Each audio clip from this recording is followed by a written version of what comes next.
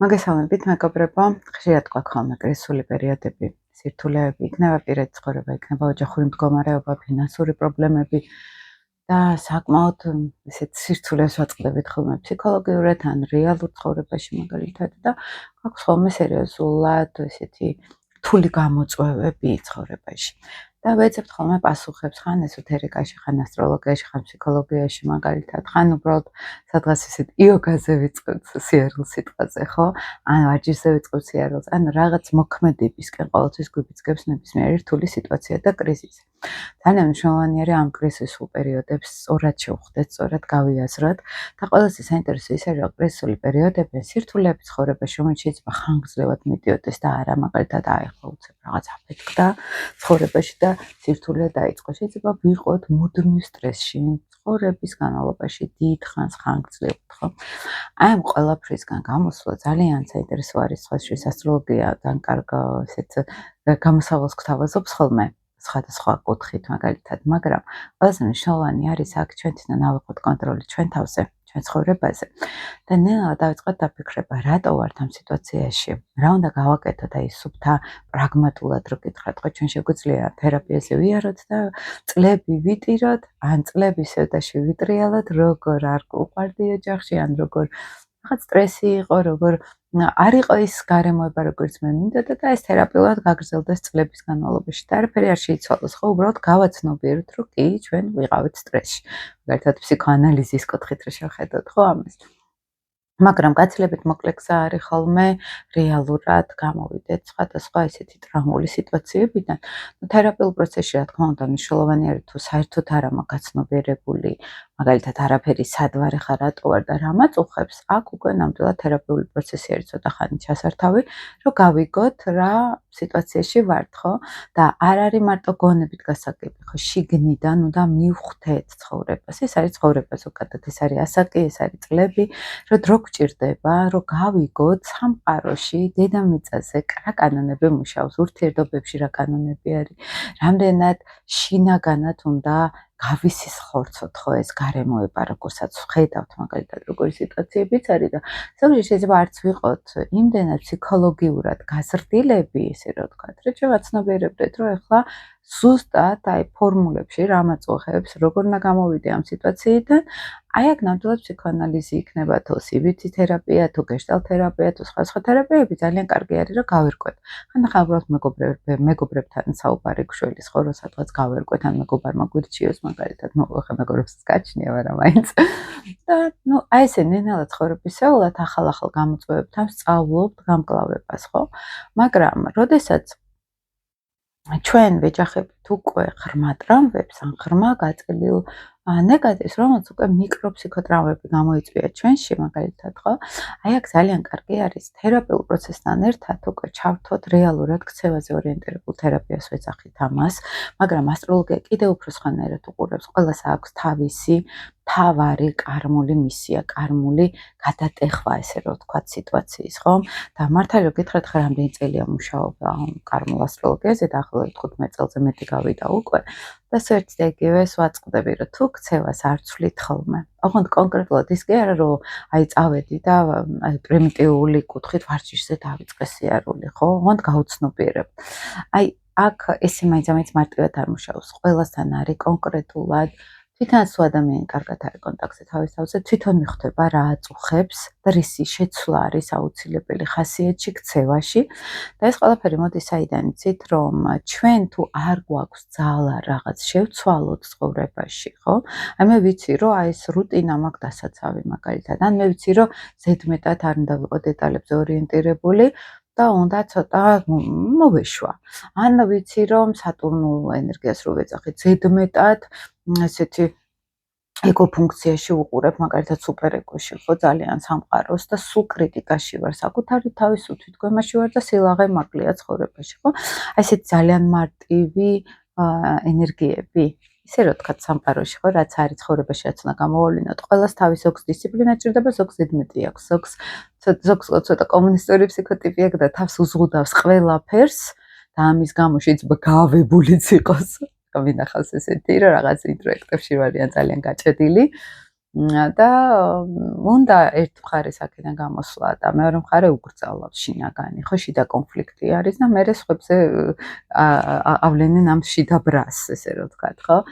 ისიც ხდება ხოლმე, ხშირი არის ისიც. ესე იგი, ძალიან მარტივად უნდა გავარკვეთ საკუთარ თავში, რომ მე რისი შეცვლა მინდა ჩემ ხასიათში, რა პრობლემა მაქვს, ახლა ზოგჯერ მოდიან ხოლმე და აქვს ადამიანს სერიოზული პრობლემა და შეხედავ და არ უნდა უბრალოდ გაზრდა. და უნდა რომ სულ პრობლემაში ატრიალოს თავისთავი არაცნობიერ დონეზე, რა თქმა უნდა, რომ მე ყველასთან იყოს მოდი და ესე რომ ვთქვათ მომიარე, ყურადღება მომაქცია. მე შენი არაფერი არ მაინტერესებს სიტყვაზე, ღარავის არაფერი არ მაინტერესებს, ვარ აბსოლუტურად გაჭედილი ჩემს ტრამვაში, ესე რომ ვთქვათ, მინდაში, ხო? და მე თვითონაც იტანჯებიან ხოლმე ამ ყველაფრით, ხო? ანუ რაღაცას თუ მივუშვებთ ჩვენ ხასიათში და ქცევაში, აი ეს მე ჩვენივე პრობლემა ხდება. და მე იმის ნაცვლად რომ მოვაგვაროთ, კიდევ უფრო ვაძლიერებთ ამ ენერგიას ჩვენში და კიდევ უფრო ჩვენი პრობლემა ხდება და გარემოს პრობლემაც ხდება ყველაზე მთავარი, ხო? ძალიან მარტივი არის ბედნიერება ვიპოვოთ ცხოვრებაში, იმითი რომ ქცევები უბრალოდ შევცვალოთ, შევხედოთ რა არ მოგწონს ჩვენში. ის კი არა მარტო რა ვიღაცამ გითხრას რომ შენ აქ პრობლემა გაქვს. და შეიძლება ადამიანს ეს მოწონს იქამდე, სანამ თვითონ არ შეუქმნის პრობლემას. ხო? შეიძლება იმდენად დიდი ტკივილი მიიღოს ამის გაცნობიერებისგან, რომ ურჩევნია ამაში იტრიალოს, მაგრამ სადღაც ის მაინც მოუწევს, ხო? აქ მისვლა. მე ხარ რა თქმა უნდა ეს ვიდეო მაქვს იმ ადამიანებზე გათვლილი, რომელსაც აქვს ეს გაცნობიერების უნარი და არ ჯიუტობს საკუთარ თავთან, ხო, ესე რომ ვთქვათ, ხო? და აქედან ძალიან მარტივი არის სინამდვილეში ისეთი მარტივი არის გამოსვლა ნებისმიერი კრიზისული სიტუაციიდან, ისეთი მარტივი არის ენერგიის გადატვირთვა. უბრალოდ უნდა ვიყოთ გახსნილები საკუთარ თავთან, გარე სამყაროსთან კი არა, პირველ რიგში საკუთარ თავთან. უნდა მოусმინოთ საკუთარ თავს, რომ ჩემს შინაგან მეს რა ჭირდება იმისთვის, რომ ბედნიერი იყოს. მაგალითად ოჯახში იმ ფანტაზიით რა ოჯახიც მე მინდოდა, რას მივიღებდი, რა უნარები მექნებოდა განვითარებული. და მოდი ახლა გავაკეთოთ ჩვენ თვითონ ეს ხო სიტუაცია. ახლა ვარ უკვე დიდი გოგო ან დიდი ბიჭი და შემიძლია ჩემი თავის მშობელი ვიყო. ის მშობელი, რომელიც არასოდეს არ მყოლია სიტყვაზე, ის ანათისავე, რომელიც არასოდეს არ მყოლია მაგალითად, ხო? აქედან გამომდინარე, ხო, ჩვენ ნელა გვეძლევა ძალა, განა ვინმეს გამო, ჩვენ თავის გამო, რაც უფრო ტრავმული ბავშვობა გქონდა სიტყვაზე, მით უფრო მნიშვნელოვანი არის ჩვენ გვერდზე დავუდგეთ ჩვენ თავს, მით უფრო მნიშვნელოვანი არის მივცეთ ის მომავალი, რასაც იმსახურებდა და არ მიეცახო. ეს უკვე ჩვენ ხელში არის. ან ჩვენ მთელი ცხოვრება ვიწუწუნებთ ამაზე, რომ აი ეს დამაკლდა და ამის გამო არა ვარ ბედნიერი. და ეს ფაქტიურად არის ოჯახის დასწავლული ქცევა, რომ მე რაც აი ხა კარმულას როლგეს რო თავი დავანებოთ, ხო? ნუ მე თუ ახლა უბედურებაში ვარ, მე თუ არასწორ პარტნიორთან ვარ, მე თუ არასწორ სამსახურში ვარ, მე თუ არანაირად რეალიზებული არა ვარ, ეს არის გენეტიკურად გაგრძელება იმ ოჯახის ნარატივის, როცა თვითონ არ უყვარდათ თავის თავი და სიყვარულს არ ატრიალებდნენ. მე ხა სიყვარულს იმას კი არ ვამბობ, რომ ხარ უყვარდათ შვილები. აქ სხვა სიყვარულზე არის, მე თუ რაღაცა დამაკლეს, ესე იგი ისინი თავის პრობლემებში ზედმეტად იყვნენ გაჭედილები სიტყვაზე. ან თუ არეული ოჯახი იყო, ან პრობლემური ოჯახი იყო, მაგალითად, ხო?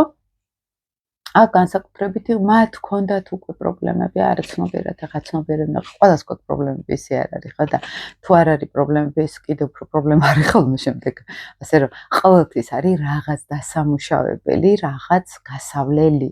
აქ მე არ უყურებ ისე რომ აი ოჯახს პრობლემა ჰქონდა. ეს არის რაღაცა წერტილი, საიდანაც მე უნდა გავაგრძელო უკვე გენეტიკური ოჯახური ველი, ისე რომ ვთქვათ, ხო? და გამოვასწორო ის პრობლემები, რაც მათ ჰქონდათ და განვავითარო ის, რაც კარგი იყო სიტყვაზე, ხო? და აი აქ ჩვენ თავი, ჩვენ შინაგანად მოსმენაში, როცა ვართ საკუთარ თავთან, რას შევცვლიდი? ვიცი რომ ძნელია, იმიტომ არის ძნელი, რომ მე სადღაც არ მომეცა თვითრწმენა, არ მომეცა საკმარისი სიყვარული, რომ მე შევძლო შესაბამისად, ხო? და ეს უნდა მივცეთ საკუთარ თავს ჩვენ თვითონ. ანუ ჩვენ თვითონ უნდა მივცეთ ის სიყვარული, ის რწმენა, ის რაც გვაკლდა, იმიტომ რომ ამაზე მნიშვნელოვანი არავინ არ გვყავს ჩვენ თავზე. ჩვენ თავი გვაბარია მხოლოდ. და თუ გარეთ ვართ მთლიანად გასული, ის რა სიტყვის, ეს რა სიტყვის, ის ირცხვილია, ეს ირცხვილია, თუ გარეთ საზოგადოებასთან ვართ ზედმეტად ჩართული, საკუთარ თავს კარგავთ მაშინ, ხო და საკუთარ თავს არ უსმენთ და ეს ისეთი ზოგჯერ შესამჩნევი არ ხოლმე ურთიერთობებში, როცა საერთოდ არ აქვს კონტაქტი, აი ცდილობენ ჩამოეკიდონ სხვებს ან სხვების აზრს, მაგალითად, ყველას გვაქვს ხა ეს მომენტები, მაგრამ კაცად უნდა იყოს რაღაც ზომიერება, ხო? და ყველაზე მთავარი ეს არის, რომ აი უბრალოდ დღეს დავჯდე და ვიფიქრო, რა შევცვლიდი ჩემ თავში, რა მაწუხებს, რა არ ვაკეთებ, ისეც რაც გასაკეთებელი მაქვს ცხოვრებაში, ხო? ან რა ხასიათი უნდა შევცვალო, ისეთი, რომელიც მე მაწუხებს. ან გარემოს თუ აწუხებს, მე თუ არ მაწუხებს, ოკეი, მე ვიქნები, უბრალოდ მარტო შეიძლება დავრჩე. თუ მარტოობაშიც პრობლემა არ მაქვს, ესეც ოკეი არის, ხო? მაგრამ სადღაც თუ ძალიან არასწორად მივდივართ, აქ სადღაც გაგვიჭედავს. როცა გაგვიჭედავს, მე დავფიქრდებით, ხო, სადღაც. ამიტომ ძალიან მნიშვნელოვანი არის საკუთარ თავის მოსმენა და მობილიზება მხარის, რომ აი ნებისყოფა გამოვავლინოთ, იცით როგორ მუშაობს კარმა, რომ ჩვენ თუ მაქსიმალურად მოვკიდებთ ჩვენ თავს ხელს და რაც არასწორი გვაქვს, ის შევცვალოთ. არასწორი რა, ჩვენი ქვეცნობიერი გვიბუნტდება, ხო, გვიჯანყდება აქედან. რომ მე სადღაც იქ ვარ, სადაც არ მინდა რომ ვიყო. და რაც უფრო ჩვენ თავს უსმენთ, ნელ-ნელა უფრო და უფრო ადვილი ხდება იმ პრობლემების გადაჭრა, რასაც ადრე ვერ ვახერხებდით. თუ რუტინაში მე პრობლემა მაქვს, რაც უფრო ნელ-ნელა დავიწყებ, მით უფრო მიადვილდება ის ახალი ჩვევა, ყალიბდება. ამით იცვლება მეგობრებო კარმა.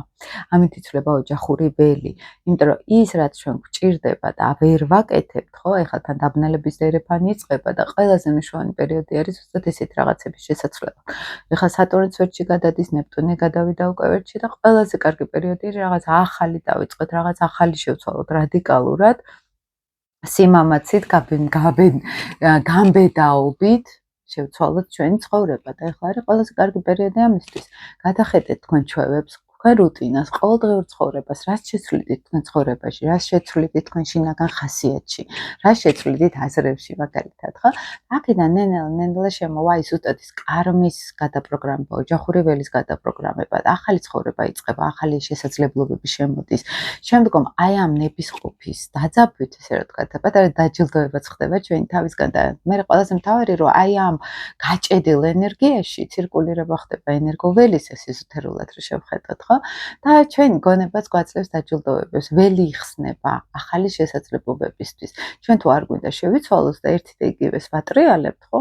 შესაბამისად იჭედება ენერგია, ენერგეტიკული ველი იჭედება და ახალი ენერგია არ შემოდის და მე რო გვიყვარს რატომ მოდიან ერთი და იგივე კაცები ან ქალები ჩვენ ცხოვრებაში, რატომ მოდიან ერთი და იგივე მეგობრები ჩვენ ცხოვრებაში, რომელიც მე ან გვალატობენ ან ვერ ვაწყობთ ურთიერთობებს, იმიტომ რომ გაჭედილი ვართ სადღაც ველში. და ამას დააკვირდით, ხო, ეს ძალიან დიდ სურათში ზევიდან გეუბნებით, აქ კიდევ უფრო ჩაიშალოს ადამიანმა ყველაფერი, ხა მე რასაც გიყვებით, ამას ჭირდება ხანგრძლივი კვლევა, ან ხანდახან დაფიქრებ, ან მუდმივად ფიქრი ამაზე, რომ რა მაქვს შესაძლებელი, რატო ვირცვლი, რა დამაკლდა, თვით გამოძიება, ესე რა ვთქვათ, ხო? და თვით რეფლექსიაში თუ ვართ ჩვენ თვით გამოძიებას უფრო ვეძახი ხოლმე ამას, ჩაღრმავებას უეძახით, აი ამ საკუთარ მესთან კონტაქტით, ნამდვილი მეს შესწავლა. აი ეს არის მთლიანად ენერგიის სრულად გათავისუფლება ძველი ნეგატიური პროგრამებისგან და განახლება იწყება ცხოვრების, განახლება იწყება, აი რეალური ბედნიერება შემოდის, რეალური პოზიტივი შემოდის მერე, ხო? აი ჩვენ თავის გვაჯილდოვეს რაღაცნაირად, რომ ეს თვით სიყვარული შემოდის, რომ აი როგორც იქნა ამ ოჯახურ ველში შემოვიდა ის სიყვარული, რომელიც აკლდა ოჯახს, ეს ძალიან ოჯახურ კარმული ასტროლოგიით რო გითხრათ, ხო? აქ ხდება სერიოზული მერე ოჯახური ველის გასუფთავება, აქ ხდება ჩვენი ენერგეტიკული ველის გასუფთავება და გაცილებით მეტად მნიშვნელოვანი პროცესები მიდის, ვიდრე უბრალოდ ფსიქოლოგია ამას ლაპარაკობს, ხო, ეს ენერგეტიკული სტრუქტურით. კარმული ასტროლოგია ეძახის, რომ მომავალი ინკარნაციები იცვლება, ოჯახური ველი იცვლება, შვილების ველი ენერგეტიკული იცვლება, როგორც კი ჩვენ რაღაცას ვცვლით ჩვენ ხასიათში, ხო? და რაც თავარი არის, აქ მოდის ის კმაყოფილება, ნეგატიური ჯაჭვებისგან გათავისუფლება, ნეგატიური პროგრამებისგან გათავისუფლება. ხეთ მე თუ მაწუხებს, აი მიწევს მშობლებს აცხოვრება, რომელიც ტოქსიკურები არიან, სიტყვაზე ისე მეც ვარ ესეთი.